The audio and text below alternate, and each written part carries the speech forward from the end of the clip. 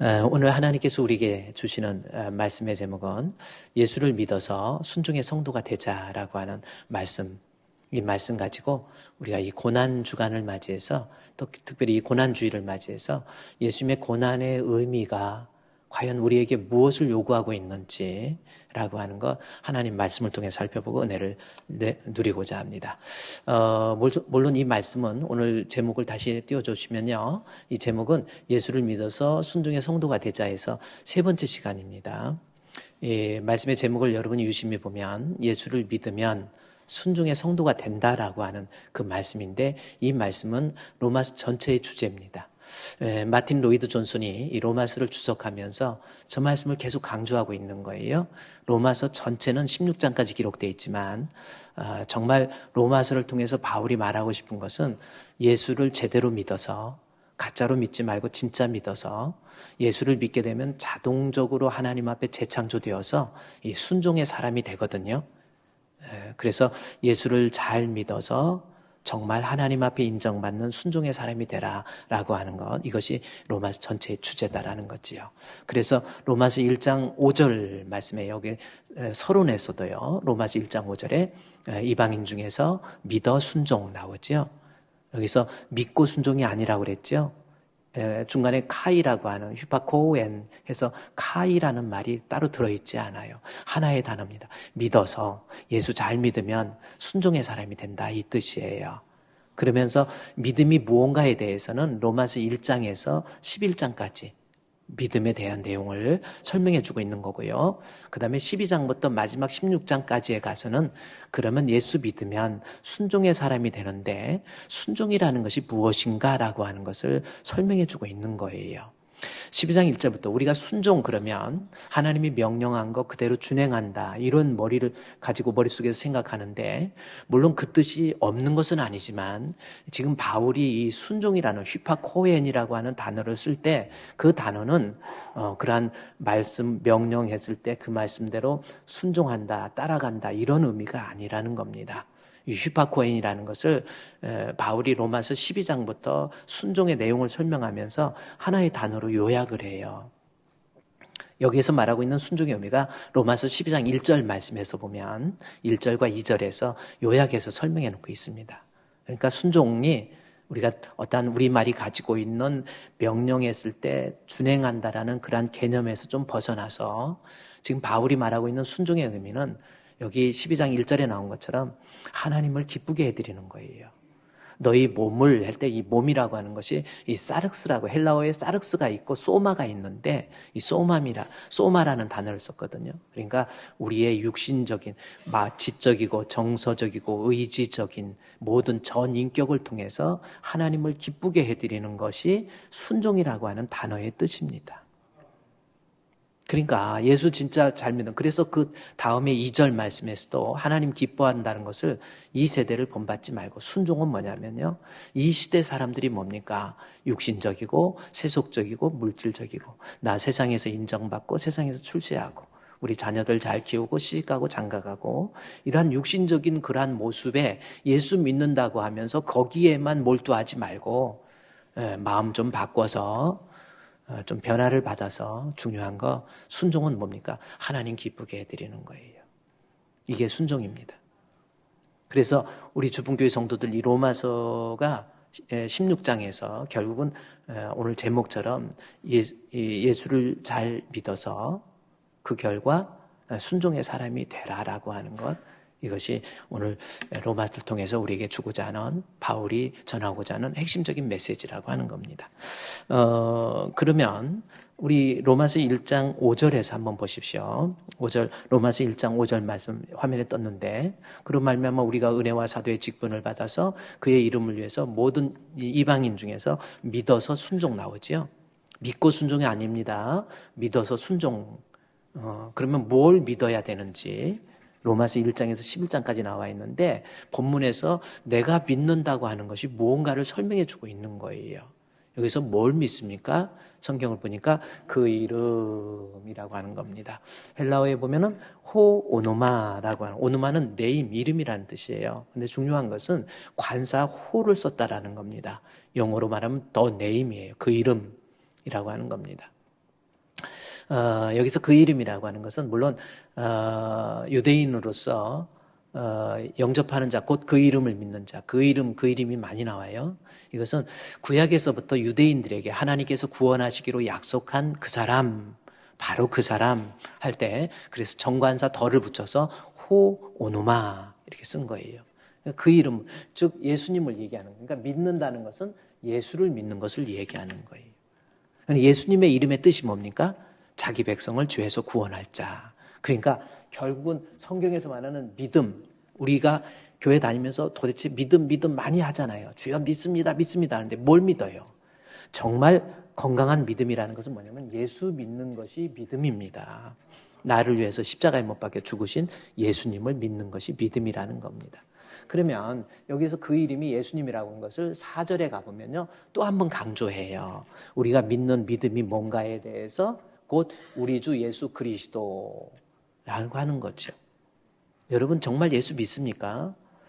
교회 얼마든지 다니면서 20년, 30년 다니면서 습관적으로 다니고요. 예배도 드리고 찬양도 하고 헌금도 하고 주의 일도 하고 안수 집사도 되고 권사도 되고 목사도 되고 장로가 되어도 믿음 없는 사람 많이 있습니다. 잘못된 믿음 가져 있던 사람도 있고요. 그래서 바울이 이 로마서를 기록할 때에도 바울이 로마 교회를 바울이 세운 것은 아니고 베드로의 말씀을 듣고 로마에 흩어져 있는 사람들이 세운 교회가 바로 로마 교회거든요. 그 로마 교회를 향해서 바울이 AD 57년에 고린도에 머물러 있으면서 로마 교회의 소식을 듣고 쓴 책이 로마서예요. 따라서 이 로마서를 기록한 그 궁극적인 목적이 뭐냐면 로마에 너무나도 태양신 사상, 여러 가지 이방 신들, 또한 로마는 헬레니즘의 영향으로 인해서 어떤 철학적인 사조에 의해서 기독교가 왜곡되고 이단화되어 있었던 거예요. 오늘 우리 한국 교회도요, 정말 조심할 것이 바로 그겁니다. 하나님 말씀에서 이탈해서 왜곡되고, 그리고 왜곡되고 변화된 신앙이 마치 구원 얻는 신앙으로 착각하는 사람들이 너무 많은 이 시대라는 거예요. 바울이 그래서 로마서를 통해서 잘못된 신앙을 바로잡고 교정하기 위해서 AD 57년에 쓴 책이 바로 로마서라는 겁니다. 그러면서 그들의 믿음, 로마인들의 머릿속에서 로마 교인들이 가지고 있던 예수 그리스도에 대한 믿음이 잘못되고 왜곡되고 이단화됐었다라는 거죠. 그것을 바로잡기 위해서 믿음이 뭔가를 바울이 지금 설명해 주고 있는 겁니다. 그러면 1장 5절에서 믿어서 순종, 요 말씀인데 믿음은 예수를 믿는 거고 4절에서 우리 다시 강조하죠.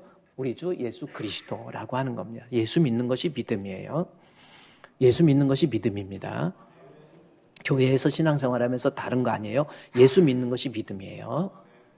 그러면 이 예수님은 뭡니까? 그리스도라고 하는 겁니다. 그리스도는 크리스토스라고 해서 기름 부음 받은 자라고 하는 그런 헬라어예요. 이것은 뭐예요? 하나님이 인정하는, 우리를 죄에서 구원하실 자로서 하나님이 인정한다라는 뜻이 예수 그리스도예요. 하나님이 인정하는 세상의 구주 아무도 없습니다. 석가 그리스도라는 말 들어본 적이 있습니까? 무하마드 그리스도라는 말 들어봤습니까? 공자 그리스도라는 말이 있습니까? 불교에서 별거 다 모방을 해도요. 뭐예요? 새벽기도, 새벽 예불도 있고요. 수요 예배도 수요 법회라고 해요. 금요 심야 법회도 있어요. 여기 바로 금강정사가 있잖아요. 화려한 정사, 금강정사 해가지고 그렇습니다. 그런데 다 모방을, 여름 불교 학교도 있고요. 다 모방을 하지만은 석가모니가 모방 못하는 게 하나 있다고 한다면 석가 그리스도라는 말. 너무 뻔한 거짓말은 못해요, 사람이. 어느 정도 어떤 이미테이션의 모습을 가지고 모방할 수 있지만 석가모니가 우리를 구원할 수 있는 것을 하나님이 인정한 적이 없어요. 우리 예수님만이, 다시 예수님만이 4절 말씀에 우리 예수님만이 그리스도가 되시는 거예요. 그래서 예수가 우리를 구원해 주신 my Lord, 나에게는 주가 되는 거예요. 그것을 믿는 것이 믿음이에요. 그래서 하나님이 인정하는 그리스도 예수님을 나의 죄를 구원해 주실 대속의 메시아로 내가 믿는 것이 믿음이라는 겁니다. 그러니까 여러분, 항상 내 자신의 믿음을, 바울도 그랬죠. 고린도 교회 성도들을 향해서 고린도전서 13장, 고린도 후서 13장 5절 말씀에 보면 너희는 돌아보아 너희 자신이 믿음이 있는가 시험하고 확증하라. 그리스도께 너희 안에 계신 것을 너희가 스스로 알지 못하느냐. 그렇지 않으면 너희는 버리운 자니라 그래요. 고린도 교인들 얼마나 일 잘했는지 몰라요. 은사도 많고 방언도 많고 능력도 많고 뭐 대단한 교회가 고린도 교회입니다. 그러나 여러분 착각이라는 거죠. 내가 믿음을 눈으로 볼 수도 없고 손으로 만질 수 없다고 해서 어떤 관념론적 개념에서 믿음을 이해한 나머지 본인은 믿음도 없으면서 믿음 있는 것으로 착각했던 것이 고린도 교회예요. 교회 일 열심히 한다고 믿음 있는 겁니까? 우리 주품교회 성도, 우리 교회 어떤 교회예요? 세계를 주품으로? 갑자기 하니까 잊어버려요. 세계를 주품으로? 주품교회? 우리 교회 명품교회예요. 그렇게 만들어 갑시다. 교회를 다니지만 말고요. 교회를 다니기 전에 내가 제자가 되세요. 진짜 예수 믿는 사람이 돼요. 예수님이 나의 구주인 것을 믿는 것이 믿음이라는 겁니다. 자, 그러면 우리 다시 이제 로마서 전체의 주제이기 때문에 약간 서론이 좀 길어진 듯한 내용이 있지만은 중요한 것은 예수 잘 믿어서 로마 교회가 잘못 믿으니까 순종의 역사, 하나님 기쁘게 해드리는 역사가 없었거든요. 그러면 예수 잘 믿는다라고 하는 것이 무엇을 의미하는지 여러분 이걸 반드시 알아야 돼요. 내가 예수 믿는다. 뭐해? 교회 다녀? 나 예수 믿어. 뭘 믿습니까? 그러면 예수 믿는다는 믿음의 의미가 뭔지를 우리 알아야 되겠죠. 그러면 다시 로마서 1장 5절에서부터 다시 거꾸로 올라. 믿어서 순종. 믿음은 예수를 믿는 거예요. 다시 4절에서 예수 그리스도. 예수가 그리스도 되신 것을 믿는 것이 믿음입니다. 그러면 예수를 그리스도로 믿는다라고 하는 이 뜻은 또한 무슨 뜻인지 여러분이 알아야 돼요.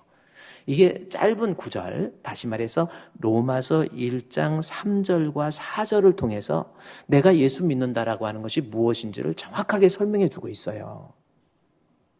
제대로 믿으세요. 그게 뭡니까? 1장 3절부터 나와 있죠. 뭡니까? 그의 아들에 대해서. 예수 믿는다라는 것은 하나님의 아들 되신 예수님을 믿는 건데 아들에 관해서 믿는다고 하면서 그 믿음의 내용이 다윗의 혈통에서 나셨고 해서 예수님의 탄생을 믿는 것이 믿음입니다. 또 하나, 예수님의 탄생 다음에 예수님의 다음 절 말씀에 예수님의 죽으심을 믿는 것이 믿음이에요. 또 하나, 예수님의 부활하심을 믿는 것이 믿음입니다. 그러니까 예수 믿는다라고 하는 의미는 예수님의 탄생과 죽으심과 부활하심을 믿는 거예요. 여러분 그렇죠? 이게 믿음입니다. 그러면 다시 3절에서 예수님의 탄생에 대해서 믿는 것이 믿음이다. 여러분 예수님의 탄생을 믿습니까? 자, 여기에서부터 이제 문제가 되는 거예요. 예수님의 탄생을 믿지요? 근데 여기에서 우리의 믿음의 한계가 여기입니다. 그래요. 유대 땅 베들레헴에서 나신 거 나 믿습니다. 맞지요? 그래요. 예수님이 이 땅에 오신 거 나는 믿습니다. 이 땅에 태어나신 어떠한 역사적인 사실로서 이 땅에 오신 예수 그리스도를, 이 땅에 태어나신 예수 그리스도를 내가 믿는다. 맞는 말이죠. 그런데 성경에서 예수님의 탄생을 믿으라고 하는 그 말 속에서 우리에게 요구하고 있는 저자의 강력한 의지가 뭔지 이거부터 알아야 돼요. 내가 예수님의 탄생을 믿는다. 그럼 뭘 믿는 거예요? 예수님이 이 땅에 오신 것, 태어나신 것, 유대 땅 베들레헴에서 나신 것, 성탄절 이런 거 아는 거, 역사적인 사실로서 이해하는 것이 믿음이 아니에요. 이 탄생을 통해서 예수님께서 이 성경에서 저자들이 말하고 싶은 것은 예수님의 탄생을 통해서 이 땅에 오신 예수님은 하나님이라고 하는 것을 믿어야 된다라는 것을 강력하게 얘기해 주는 거예요. 그 얘기가 마태복음 예수님의 1장 23절 말씀에 예수님의 탄생에 대한 내용이 나옵니다. 이거예요. 예수님이 이 땅에 오셨어요. 근데 예수님의 이 탄생을 통해서 우리에게 말하고자 하는 내용은 바로 임마누엘이라고 하는 이 단어입니다. 우리 예수님은 그의 실존이 임마누엘이라고 하는 겁니다. 아니, 에센스가 우리 예수님의 본질이 임마누엘이라는 뜻이에요. 그것을 믿는 것이 예수님의 탄생을 믿는 거예요. 그러면 이 임마누엘이라는 뜻은 무슨 뜻이냐면 문자적으로 해석을 하면 하나님이 우리와 함께 계신다. 맞죠? 임마누엘, 하나님이 우리와 함께 계신다. 맞는 말입니다. 그런데 이 임마누엘에 대해서 잘못 이해한단 말이에요. 하나님, 임마누엘의 하나님이 여러분과 함께 하신다 그러면 아멘 그럽니다. 나 같은 부족한 사람도 하나님이 함께 해주시니까 나는 승리할 수 있습니다. 이런 식으로 해석을 하는데 이것은 대단한 오역입니다.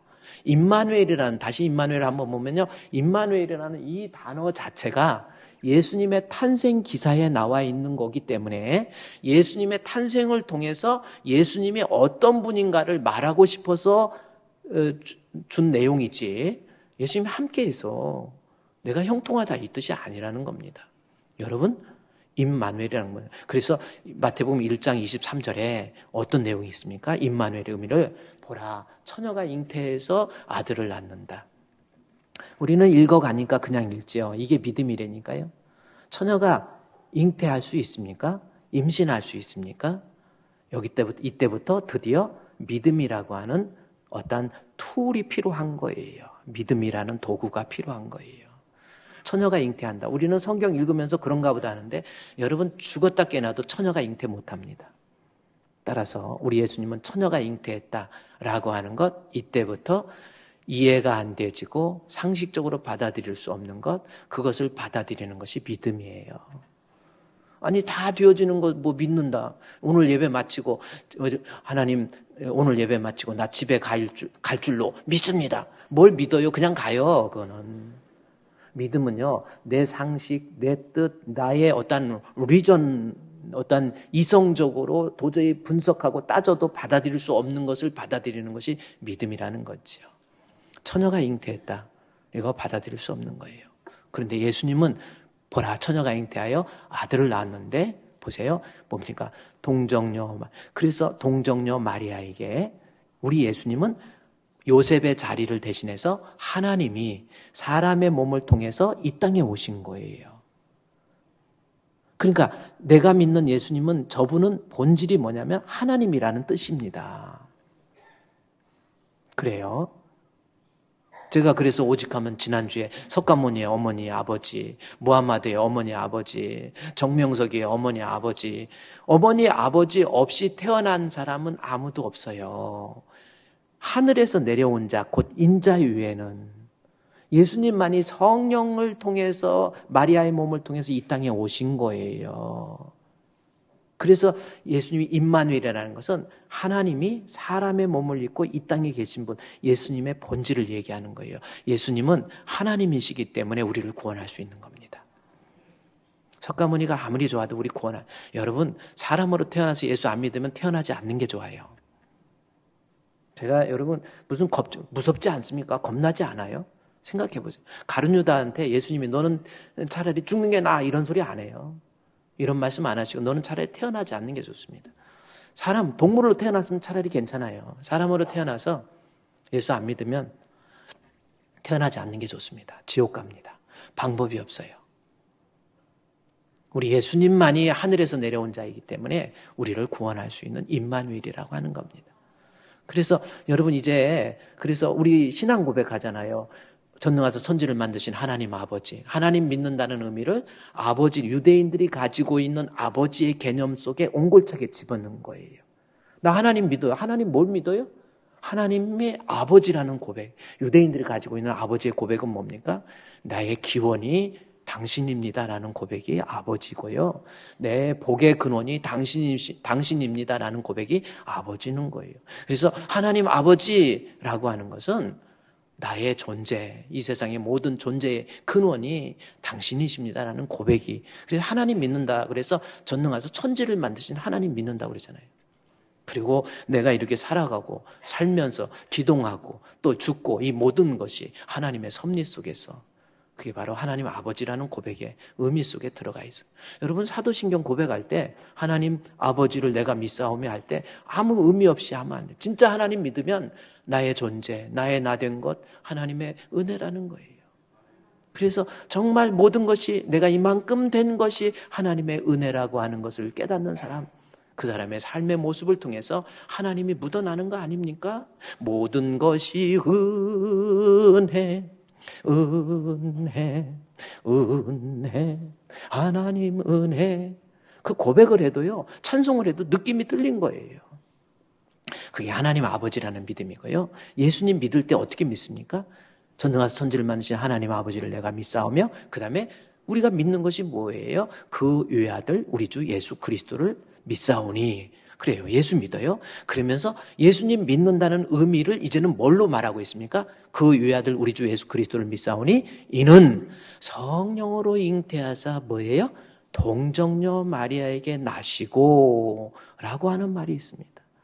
처녀에게, 동정녀에게 예수님이 이 땅에 오셨다라고 하는 것은 성령으로 잉태하신, 다시 말해서 예수님의 본질은 하나님이라는 거예요. 그것을 믿는 것, 그게 예수님의 이 태어나심을 통해서 우리가 가져야 될 가장 중요한 신앙의 컨텐츠라는 거예요. 이제 그냥 예수님이 이 땅에 오셨네, 뭐 기쁘다 구주 오셨네, 그거 말고 예수님의 오심을 통해서 내가 믿는 예수님은 그의 본질이 하나님이시기 때문에, 사람의 몸을 통해서 이 땅에 오신 예수님이기 때문에 그분만이 나를 죄에서 구원해서 나를 천국으로 인도하실 유일한 분이라고 하는 것을 믿는 것이 예수님의 탄생을 통해서 우리가 가져야 될 믿음의 내용이에요. 이제 역사적인 사실은 그렇다 하더라도 중요한 거, 이 땅에 오신 예수님. 그래서 바울이 빌립보서를 통해서 고백하잖아요. 우리 예수님이 누구예요? 예수님이 누굽니까? 이렇게 물으면 또 예수님은 누구신가? 우는 자의 뭐 이런, 그것만 생각하지 마시고 예수님은 누굽니까? 그는 근본 하나님의 본체시나, 예수님의 본질이 하나님이에요. 그는 근본 하나님의 본체시나 사람과 동등됨을 취할 것으로 하나님과 동등됨을 취할 것으로 여기지 아니하시고 오히려 자기를 비워서 종의 형체를 취해서라는 거죠. 사람의 몸을 입고 이 땅에 오신 분, 이분이 여러분 믿는 예수님이 하나님이세요. 할렐루야. 그거 진짜 믿고 있습니까? 로마에 있는 교인들은 이 사실을 제대로 알지 못하고 예수님을 그냥 이방의 어떤 종교나 무슨 철학자나 아리스토텔레스나 뭐 이런 사람 정도로 생각을 한 거예요. 아니라니까요. 그런 사람들 가지고는 우리를 구원할 수가 없어요. 하나님이 되셔야. 다시 말해서 예수님이, 그래서 바울이 로마서를 통해서 예수님은 다윗의 혈통에서 나셨고 그래요. 할렐루야. 여러분, 내가 믿는 예수님 하나님이에요. 정말 감사하시고요. 그래요. 가진 거 없고 의지할 데 없고 못 배우고 뭐 위로나 받으려고 예수 믿는 거 아니에요. 내가 하나님을 믿고 그 예수님이 나를 천국으로 인도해 주는 거, 이게 믿음이에요. 또 하나, 그럼 예수 믿는 믿음이 1장 3절에서 보세요. 1장 3절에서는 예수 믿는 믿음에 대해서 아들에 대한 것을 믿는 것이 믿음인데, 그렇죠? 육신은 다윗의 혈통에서 예수님의 나셨다라고 하는 거. 예수님의 뭐 다윗의 혈통, 이것도 제가 그랬잖아요. 다윗의 혈통 아니라니까요. 예수님이 어떻게 다윗의 혈통입니까? 다윗의 혈통 아니에요. 다윗의 씨, 여기 그래서 짧은 글씨로 뭐라고 그랬어요? 씨라고 바꿔놨잖아요. 미안하니까 번역할 때. 어떻게 다윗의 혈통 아니잖아요. 예수님이 다윗의 혈통에 들어간 이유가 뭐, 그래서 다윗의 족보가 아니고 계보라. 아브라함과 다윗의 계보라고 하는 표현이잖아요. 계보가 무슨 뜻입니까? 계보는 혈통하고 족보하고 틀려요. 족보는 혈통적으로 하는 거지만 계보는 뜻, 사상, 의지가 하나 된다라는 의미에서 계보입니다. 그러니까 뭐냐면 예수님은 다윗의 혈통 아니에요. 생각해 보세요. 다윗의 피 한 방울 안 섞인 분이 예수님입니다. 근데 어떻게 다윗의 족보에 들어가요? 계보에 들어갑니까? 마리아라는 여인을 통해서 이 땅에 오셨는데, 마리아가 요셉과 정혼하는 바람에 그냥 다윗의 혈통에 들어간 거지, 요셉의 피가 섞였습니까? 아니란 말이에요. 하나님이, 그래서 만약에 마리아가 요셉하고 결혼 안 했으면 다윗의 혈통에 안 들어가요. 그러면 왜 다윗의 혈통에 나오냐면 아브라함에게 약속한 구원의 계획, 그리고 다윗에게 약속한 구원의 계획이 우리 예수님을 통해서 이루어진다라는 의미를 강조하기 위해서 아브라함과 다윗의 자손 예수 그리스도의 계보라 그러는 거예요. 하여튼 여러분은 복도 많아요. 진짜 예수 믿은 것이 얼마나 감사합니까? 그래 예수님의 탄생인데, 예수님이 이 땅에 오셔서 이 땅에 하나님이 이 땅에 오셨죠? 그걸로 끝난 게 아닙니다. 그래 뭡니까? 3절 이제 본문의 3절 말씀해 보면 나셨고 그다음에 4절에 뭐예요? 성결의 영어로는 죽은 자, 예수님의 죽으심이에요. 예수님의 죽으심을 통해서 그래요. 예수님이 지금부터 2000년 전에 십자가에 못 박혀 죽으셨다. 우리는 성경을 통해서 어떠한 또 역사적인 자료를 통해서 예수님이 십자가에 못 박혀 돌아가셨다라고 하는 그 사실을 내가 알고 있어요. 그런데 그 역사적 사실을 내가 문자적으로 이해하고 하나의 어떤 역사적인 히스토리로서 하나의 팩트로서 받아들이는 것을 성경에서 요구하는 겁니까? 아니에요. 예수님의 죽으심을 통해서 우리에게 요구하는 내용이 있습니다. 그 내용이 성경에서 예수님의 죽으셨다. 그래요. 나 그거 믿어. 아니 죽으심을 통해서 뭘 믿는 거예요. 그래서 죽으심이라는 것을 통해서 우리가 믿어야 될 내용이 뭔지를 알아야 됩니다. 자, 그러면 4절 말씀에 3절에서 다윗의 혈통에서 나셨고 성결의 영으로는 죽은 자 가운데. 요거요, 성결의 영, 우리 말에 성결의 영으로 죽은 자들 가운데서 부활하사. 요 내용을 여러분 한번 주석해 보세요. 어떻게 주석합니까? 성결의 영으로는 죽은 자들 가운데 부활하사. 이거 어떻게 해석할 거예요? 또 읽어보세요. 해석이 나옵니까? 지금 저 헬라어의 우리말의 번역이 매끄럽지 못해서 저런 현상이 나온 거예요. 성결이라는 것은 하나님을 표현하는 단어입니다. 하기오스, 신, 영. 그래서 이 헬라어의 하기오스라는 단어예요. 그러니까 이 말은 어떻게 보면 요한계시록에 보면 요한이 밤모섬에 유배되었다가 하나님께서 하늘에 열린 문을 열어놓으시고 요한아 올라와라. 그러니까 요한이 올라와서 살아서 자기의 눈으로 하늘을 봐요. 천국을 봐요. 천국을 보니까 24장로들과 천사들이 우리 하나님의 보좌에 앉으신 주님을 막 찬양을 해요. 찬양해요. 그런데 그 찬양의 내용이 요한계시록에 보니까 하기오스 거룩 전능하신 주여 하면서 천사들의 소리, 그때 하기오스, 그래서 천사들 영을 표현할 때 이 성결의 영으로라는 이 4절 말씀에 이 거룩이 들어간 거예요. 성결의 영. 그러니까 성결의 영으로 죽었다는 이 말씀은요 3절에 붙어야 돼요. 이게 성결의 영, 이분은 하나님 영, 성령이다라는 거. 이거 3절 바꿔보세요. 3절에 다윗의 혈통에서 나셨다라는 것은 육신의 몸으로 다윗의 계보에서 나셨지만 그분은 4절에 성결의 영, 하나님이라는 뜻이에요. 제가 지금까지 설명했던 하나님이라는 뜻, 내가 믿는 예수님이 하나님이라는 뜻이 성결의 영이라는 말 속에 옹골차게 집어넣은 거예요. 지금 제가 이렇게 여러분께 말씀드리는 것은 마틴 로이드 존슨이 이 본문에 대해서도 아주 긴 내용을 가지고 설명을 하고 있어요. 예수님의 성결의 영은 무슨 뜻이에요? 예수님은 다윗의 혈통에서 오셨지만 그분은 하나님이라는 뜻이 성결의 영입니다. 자, 하나님이 이 땅에 오셔서 그걸로 끝납니까? 예수님의 죽으심이라고 하는 거예요. 그러면 예수님의 죽으심은 어떤 의미가 있는지 이것 또한 대단히 중요한 거예요. 그러면 예수님의 죽으심에 대해서 여러분 예수님의 죽으심을 믿습니까? 그러면 지금 보세요. 내가 진짜 예수님의 죽으심을 믿어요. 뭘 믿어요? 십자가에 못 박혀 죽으셨죠. 실제적으로 지구과학적으로 예수님이 십자가에 못 박혀 죽으실 당시에 과학적으로 예루살렘 지역에 일어났던 지진의 흔적들이 과학적으로 나타나기도 하고요.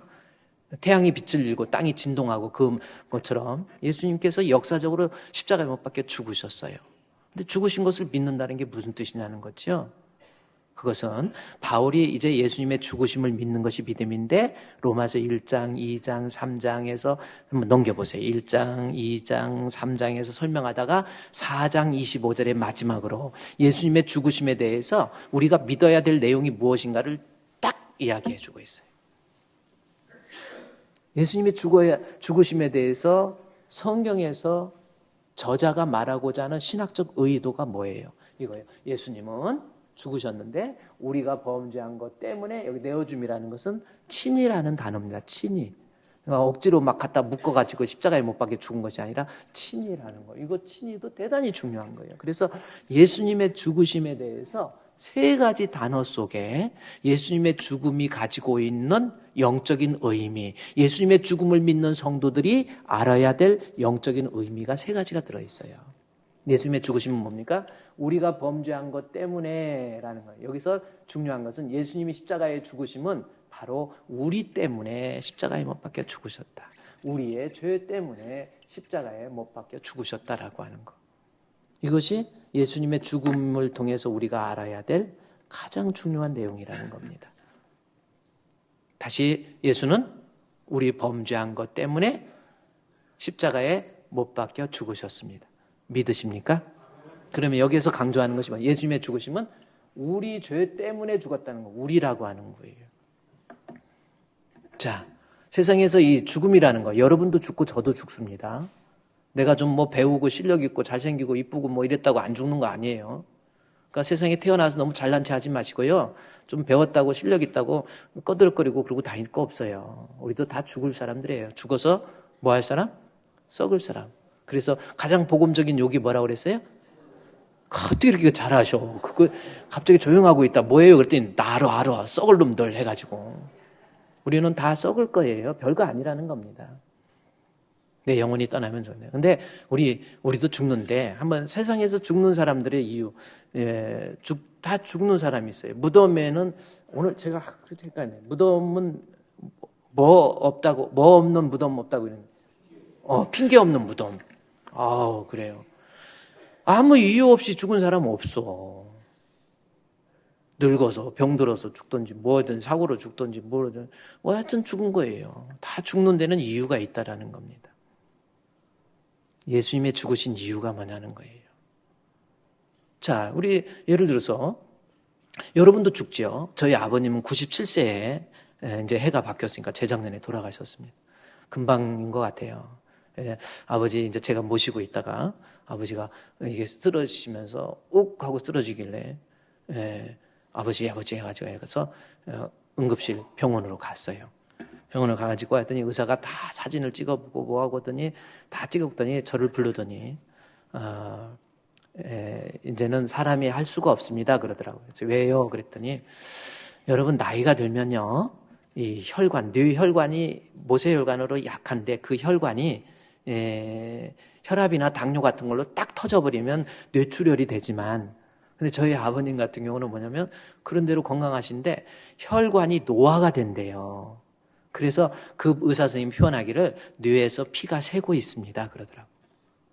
그러니까 이걸 수술해가지고 뭐 혈관에 이걸 어떻게 할 수가 없대. 혈관 전체가 다 노화됐다. 여러분도요 다 노화될 거야. 다 지금도요 19살 넘으면서부터 지금 다 늙고 있는 거예요. 19세부터는 늙고 있는 거예요. 19세까지는 막 세포 분열하고 물론 그대로 세포 분열하지만 늙어가고 있는. 그래서 아버지는 그래서 노안이기 때문에 방법 없습니다. 그래서 이제 집으로 모시고 가라고. 그러면 음식도 못 넘기는데 어떻게 해요? 그랬더니 그러면 요양원이 아닌 요양병원으로 가세요. 그러더라고요. 그래서 병원에서 요양병원에 가면 의사가 있잖아요. 그래서 의사에 의해서 그래서 근데 이제 음식물을 이제 이렇게 하게 이제 여기 또 뚫고 그다음에 이제 호흡이 제대로 안 되면 폐에 이제 고강도 상생제를 투입해 가지고 또 생명을 연장하고. 근데 저희 아버님은 꼭 그렇게 하지 말라고. 내가 갈 때 되면 나 하나님 앞에 빨리 갈 거니까. 그래서 의사 선생님하고 해서 그대로 이렇게 돌아가셨어요. 참 고생 안 하고 여러분 죽을 때 앞으로 걱정이에요. 저도 여러분도. 이게 죽는 게 쉬운 게 아니에요. 난 그게 걱정돼서 못 죽잖아요, 지금도. 근데 이렇게 자연사하는 경우도 있고요. 병들어서 죽는 사람도 있어요. 저희 친구 목사님, 김포의 성문교회 목사님, 교회 새로 짓고 제가 그 교회 가서 부흥회도 하고 그런데 55세 돌아가셨어. 교회도 새로 짓고 한 1,500명 정도 성도들 모이고 얼마나 그랬는데 당뇨가 있어가지고요. 이제 이 친구가 그러는 거예요. 당뇨가 있는데 기가 막힌 한의원을 만났다는 거예요. 그래가지고 그 한의원에 가서 보성 한의원입니다. 그게 방송에도 나왔기 때문에 보성 한의원에 가서 그 뭐 약을 먹으면은 당뇨가 뚝 떨어진다고 그래요. 그래가지고 그 친구가 당뇨가 뚝 떨어지는 거예요. 그래갖고 저보고 막 신나가지고, 야, 당뇨 떨어져. 좀 걱정하지 마. 그래서 단 거 같은 거 막 먹길래, 야, 먹지 마. 그랬더니, 아이, 괜찮아. 나는 이 약이 괜찮아. 그러더니 SBS인가 그것이 알고 싶다가 TV에서 그 보성 한의원 나온 거예요. 중국에서까지 금지된. 예, 중국은 웬만하면 가짜잖아요. 농약도 가짜고 해가지고 농약 먹고 죽으려고 했더니 살아나 버리고. 가짜가 많아, 중국은. 그래서 이 약 그걸 못 쓰게 할 정도인데 중국에 이게 보성 한의원에서 돈 때문에 써가지고 SBS에 나온 그대로 암 걸려, 췌장암 바로 걸려서요. 한 3달 만에 그냥 갑자기 돌아가신 거예요. 참 안타깝죠. 그래서 병으로 돌아가요. 지난주만 해도 벌써 저도요, 이제 37밖에 안 된 우리 옛날에 우리 교회에 다니던 청년, 결국 갑자기 죽게 됐다고 이렇게 연락이 오고. 또 이렇게 병으로 죽는 사람들도 있고요. 그래서 여러분 죽을 때 뭘로 죽을 것 같아요? 지금부터 생각을 해야 돼요. 또 사고로 죽는 경우도 있어. 교통사고로. 하루에도 수십 명씩 죽어요. 사고로 죽기도 하고. 또 뭡니까? 또 여러 가지 죽는 이유들이 많이 있지요. 사고로 죽고, 병으로 죽고, 나이 들어서 죽고, 또 뭘로 죽어요? 십자가에 죽어요? 너무 앞서지 마시고요. 집사님 또 죽을 때 십자가 갖다 달라고 그러면 안 돼. 예수님 흉내내다가요, 그거 잘못하면 큰일 나. 여러 가지 중에. 이게 또 돈 때문에 사람을 자기 누나를 어저께 뉴스에 나왔잖아요. 자기 누나를 강남에 있는 아파트 27억인지 얼마짜리가 있는데 그거 아버지가 돌아가시면서 자식한테 상속하려고 하는데 동생이 30살밖에 안 된 동생인데 자기 누나하고 같이 나누기 싫다고 누나 불러갖고 얘기하다 누나를 막 칼로 사정없이 막 젖었어. 그래서 죽었잖아요. 그러니까 참 세상에 태어나서 죽는 것도 가지가지요. 그러잖아요. 또 어떤 사람 자살. 아니 세상에서 자살률 1등 10만 명당 22.1명. 그 나라가 어느 나라인 줄 아세요? 우리 대한민국이요. 절대 놓칠 수 없다 해갖고 이게 1등한 거예요. 청소년 흡연율 1위 어디요? 우리나라야 또. 나 참 안타깝죠. 사람이 자살을 해버리는 거야. 아유, 자살하는 이유요? 믿음 없어서 자살하는 거예요. 예수 믿는, 장로도 자살하던데요? 그 장로는 장로지만 믿음 없는 장로 많습니다. 정신 차려야 돼요. 예수가 그 안에 계시면 자살할 수가 없어요. 그래서 어쨌든 자살하는 경우. 그래서 1년에 하루에 우리나라에서 자살하는 인구가 하루에 37명이야. 전국에서 하루에 37명씩 평균 죽어가는 거예요. 참 안타깝죠. 근데 어쨌든 죽음은 죽음인데 그래 또 전쟁으로 죽는 경우도 있고. 자, 죽음에는 여러 가지 이유가 있어요. 우리 예수님 왜 죽으셨어요? 로마서 4장 25절에서 바울이 강조하는 거예요. 예수님은 다른 사고가 아니에요. 다른 사회적인 봉규를 하다가 로마 군인한테 잡혀 죽은 거 아니에요. 예수님의 죽으심에 대해서는 명확하게 우리가 범죄한 것 때문에 우리 예수님 십자가에 못 박혀 죽으셨다라는 거예요. 그래서 예수님의 죽으심을 통해서 우리가 뭘 믿느냐? 예수님의 죽으심은 나의 죄를 대신하시기 위한 대속의 죽음이다라고 하는 것을 믿는 것이 죽음에 대한 믿음의 태도예요. 이 사실을 내가 발견할 줄 알아야 돼. 이것을 내가 하나님 앞에 뼈저리게 느낄 줄 알고요. 웬 말인가 날 위하여 주 돌아가셨나 이 벌레 같은 날 위해 큰 해 받으셨네. 예수님의 십자가의 죽으심, 웬 말인가 날 위해서. 이것도 오늘 방송실에서 내가 일부 예배할 때 새벽기도 같은데 찬양하다가 보면 한 줄이 모자랄 때도 있고요. 반주 없이 하다가 보니까 한참 했는데 한 줄이 없어. 이런 경우도 한 줄이 남는 경우도 있고 비슷한 찬송이 있어가지고 오늘 웬 말인가 못했더니 지금 방송실에서 딱 띄워준 거야. 근데요, 이것이 우리의 고백이 되어야 돼요. 예수님의 죽으심, 그것을 통해서 저자가 우리에게 요구하는 것, 바울이 로마 교인을 통해서 요구하는 게 뭐예요? 예수님의 죽으심은 바로 내 죄 때문에 나 살리기 위해서, 내 죄 없애기 위해서, 나를 지옥에서 천국으로, 나를 사망에서 영생으로 옮겨주시기 위한 대속의 죽음이다라고 하는 것. 이것을 믿는 것이 예수님의 죽음을 믿는 성도의 모습이 된다라는 겁니다. 예수님의 죽으심에 대해서요, 이사야가 예수님 오시기 전에 지금부터 700년, 750년 전에 예언을 해요. 어떤 내용입니까? 이사야서 53장 3절 말씀에 4절부터 보면은 예수님의 죽으심에 대해서 53장 4절 말씀에 이야기를 합니다.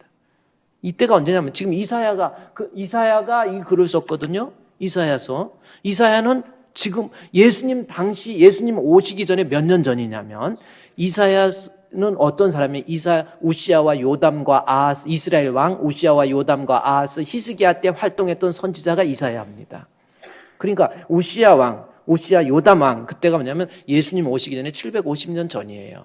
750년 전에 바로 이사야가 하나님으로부터 영감을 받아서 앞으로 750년 후에 이 땅에 오실 우리의 메시아의 죽음이 어떤 죽음일 것인가라고 하는 것을 미리 선지자의 입술을 통해서 우리에게 예언적으로 말씀해 주시는 내용이 바로 이사야서예요. 그러니까 말이 700년이라니까 그냥 그런가 보다. 몇 년? 몇 년? 아니, 700년이라. 750년 전에 어제의 일을 오늘 몰라요. 근데 어제가 아니라 1년 전, 2년 전, 3년 전, 10년, 100년, 200년, 500년, 600년, 700년 전에 이 땅에 오실 예수님에 대해서 예언을 했다? 그리고 그 사실을 문자로 기록했다? 이거 대단한 거. 여러분 700년이 어느 정도예요? 지금부터 우리나라에서 지금 2023년에 700년 전은 어느 때입니까? 천지창조? 지금 한번 따져봅시다. 우리 한번 이 이사야 예언이 그러면 지금 우리 일제시대에 조선 왕조 멸망하고 500년 있고 조선 왕조 지금 100년 하면 600년 조선 왕조 시작 이성계가 위화도에서 회군해가지고 나를 따르라 해가지고 나라를 건국했던 때가 조선 왕조. 그게 지금부터 약 600년 전이라고 보면 됩니다.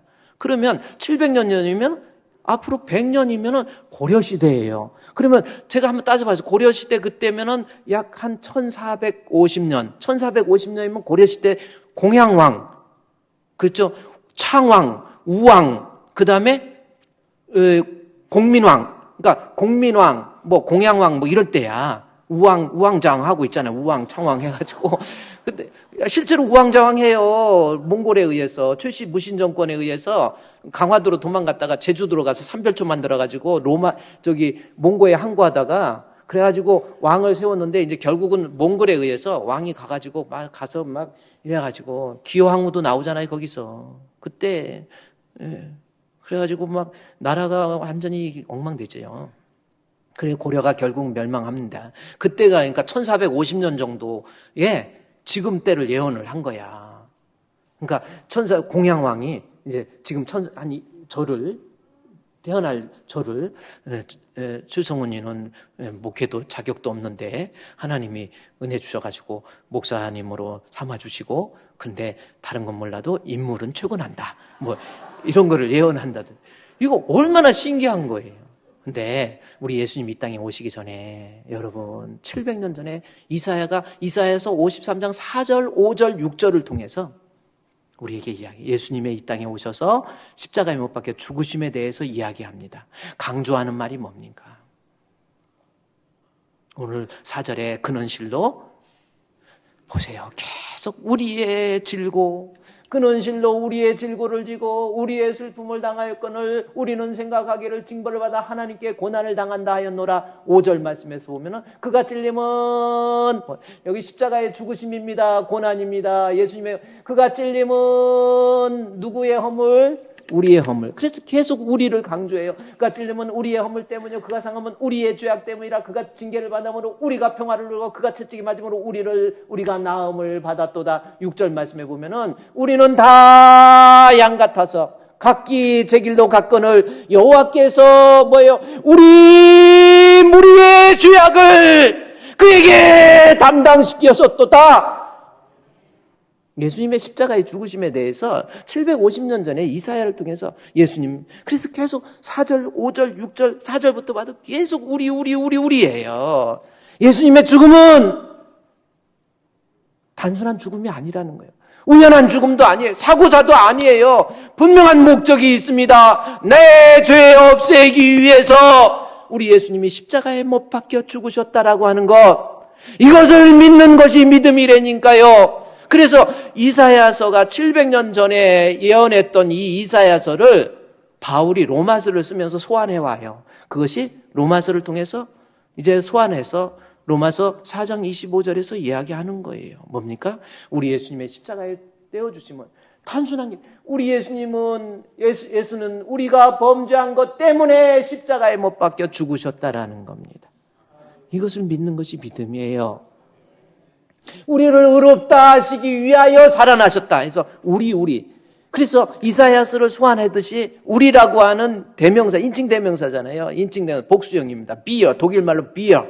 우리를 살리시기 위해서. 그 다음부터요, 이사야 로마서 4장 25절 다음에 로마서 5장 1절입니다. 그러면 또 강조하는 거 또 찾아보세요. 강조하는 거 찾으시오. 우리 예수님의 십자가에 못 박혀 돌아가심을 얘기하면서, 그러므로 내가 약하게 하니까 또 강조 안 하고 있네.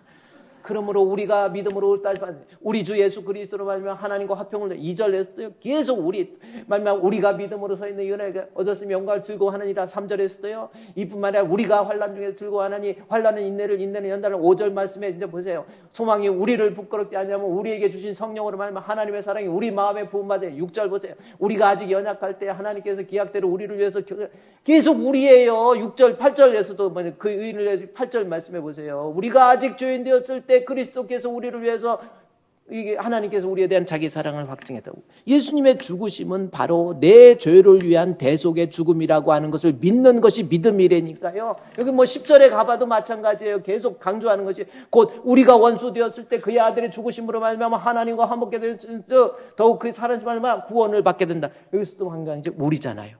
워낙 말을 빨리 하지만 무슨 말인지는 알아들었죠? 우리 믿음이 뭐예요? 예수님은 내 죄를 위해서, 나 살리시기 위해서 십자가에 못 박혀 죽으셨다라고 하는 것을 믿는 것이 믿음이라니까요. 이것을 내가 신앙생활하면서, 이것을 내가 예수를 알면서 이 사실을 발견하는 것, 이게 성도가 되어야 되는 거예요. 제가 사진 하나 띄워드릴게요. 이 사람이 누군지 알아맞추시오. 자, 제 얼굴이 아니라 이 사람입니다. 좀 수염도 잘 안 깎고, 이분이 대단한 분이에요. 1800년도 사람입니다. 1847년도에 아주 유명한 이분이 누구냐면은, 바로 제가 이름을 일부러 안 썼는데, 이분이 누군가라고 하는 거예요. 이름은 아주 유명한 제임스 심슨이라는 사람이에요. 제임스 심슨이 누구냐면, 의학계의 혁명을 일으킨, 어떤 메디컬 리볼루션을 일으킨 사람이 바로 이 제임스 심슨입니다. 이 사람이 어떤 의학을 했냐면, 이 사람이 창세기 2장 21절 말씀을 읽다가, 이 사람이 의사인데, 사람이 환자가 이렇게 왔는데 의상만 치료하지 안에 간에 문제, 위에 문제가 있으면 수술을 못 하는 거예요. 왜 못 해요? 지금 여러분 마취제, 이거 의학계 혁명입니다. 마취제가 없어갖고, 그러면 이때는 배에 문제가 있는데 간단하게 뭔만 하면 살 수가 있는데, 살려야 되는데 어떻게 해요? 마취제가 없으니까 막 술을 잔뜩 먹여갖고 막 정신을 막 잃어버린 상태에서 배를 한번 잘라보든지, 아니면 막 망치로 때려갖고 기절을 시키든지 해가지고 배를 자르든지, 어떻게 수술하겠어요? 그런데 창세기 2장 21절 말씀을 읽다가 하나님께서 아담의 깊이 잠들게 하셔서 갈비뼈를 취해서 하와를 만들었다. 이 말씀 앞에 성경의 사실을 이 사람이 믿는, 하나님, 우리에게도 분명히 잠든 것처럼 잠들었다가 깨어날 수 있는 거, 하나님 허락해달라고 기도하는 가운데 이 사람이 개발한 것이 클로로프롬이라고 하는 마취제입니다. 클로로프롬, 마취제 개발자예요. 대단한 거예요. 그래서 이 사람이 마취제를 개발해가지고 자기 코에다 대놓고 실험을 해요. 실험을 하니까 진짜 콕 쓰러지고 잠들더니 깨어나니까 멀쩡해지는 거예요.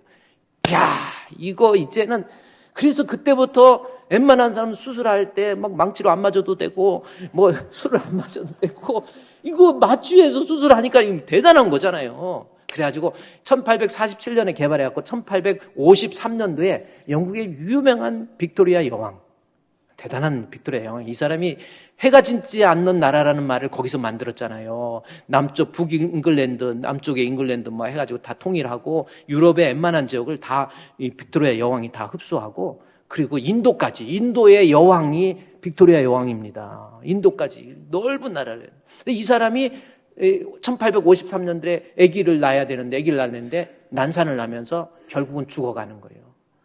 이거 수술을 해서 내면 되는데, 여러분 개복 수술하는 거 얼마나, 이것도요, 만약에 이거 마취제 없어 봐, 또 때리고 또 술 먹이고 그래야 의식을 잃게 하고 이래야 되는데, 근데 이 빅토리아 여왕이 이걸 하는데 이 제임스 심슨이 마취해가지고 아기를 낳았어요. 그래서 대단한 의학, 그래서 의학계에서 이 사람을 아예 의학계 혁명이라니까요. 마취제. 여러분, 이분 아니었으면 지금 이 자리에도 죽을 사람 많이 계세요. 저 사진 한번 다시 때 심슨 선생님 감사합니다 한번 하셔야 될까? 심슨 선생님 감사합니다. 시작.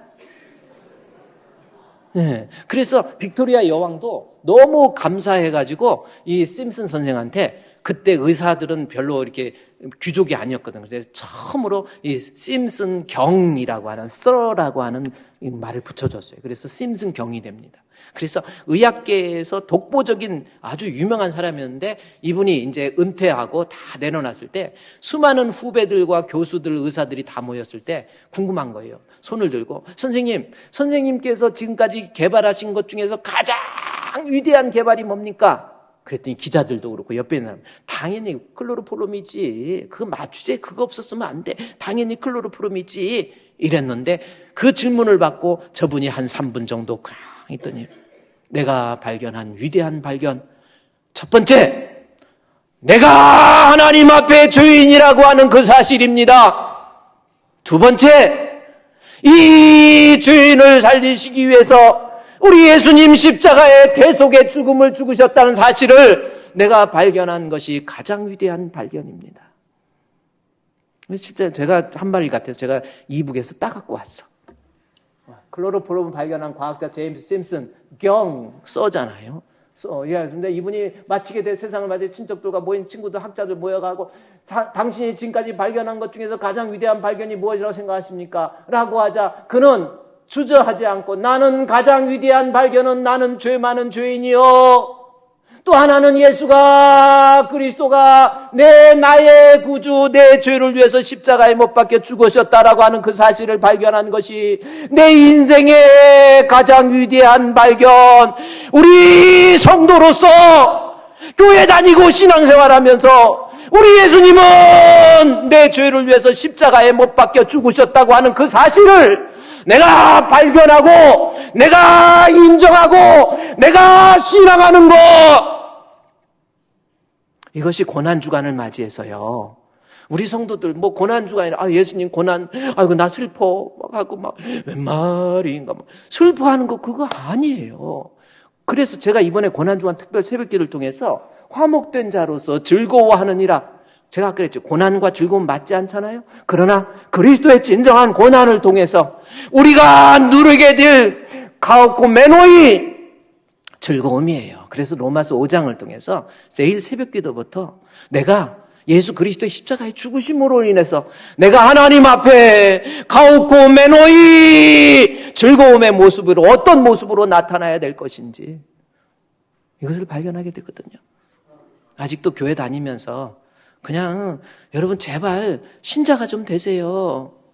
죽을 때 잘 죽어야 돼. 지옥 가면 어떡할 거요? 예수님 나를 위해서 십자가에 못 박혀 죽으신 거 우리 예수님이에요. 그분은 하나님이신 만왕의 왕 내 주께서 왜 고초당했나. 이 벌레 같은 날 위해 그 보혈 흘렸네. 십자가 내가 처음 볼 때에 나의 마음의 큰 고통 사라져. 오늘 믿고서 내 눈 밝았네. 참 내 기쁨 영원하도다. 십자가의 고난을 깊이 발견하면요, 오늘 발견하고 나서 내 눈이 밝아지잖아요. 우리 안에 기쁨이 충만합니다. 부활절을 맞이해도 다른 느낌이에요. 어떤 사람은 아이고 무슨 또 주보에다가 헌금 봉투를 또 넣냐. 아니에요. 나를 위해서 십자가에 못 박혀 죽으시고 부활하신 주님 앞에 감사하면서, 저는요, 저 찬송 너무너무 좋은 것 같아서 제가 회중 찬송으로 드렸던 찬송이에요. 151장 찬송 가사 한번 보세요. 어떤 내용입니까? 2절에 주 십자가 못 박힘은 뭐예요? 속죄함 아닌가. 아멘. 그 궁혈함과 큰 은혜 말할 수 없도다. 할렐루야. 우리 3절 같이 한번 할까요? 늘 울어도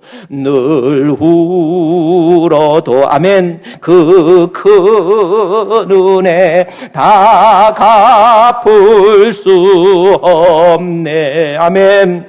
나 주님께 몸 바쳐서 주의 일 힘쓰리. 십자가